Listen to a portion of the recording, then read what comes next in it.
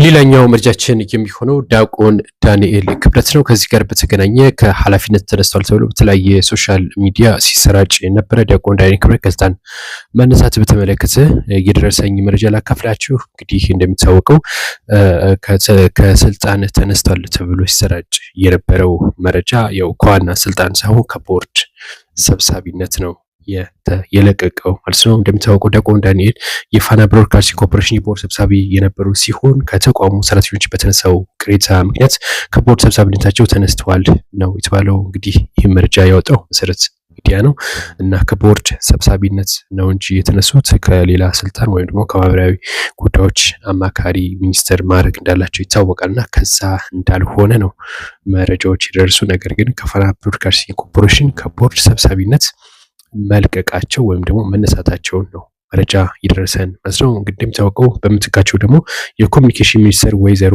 እናትአለም መለሰ ተተክተዋል ነው የተባለው።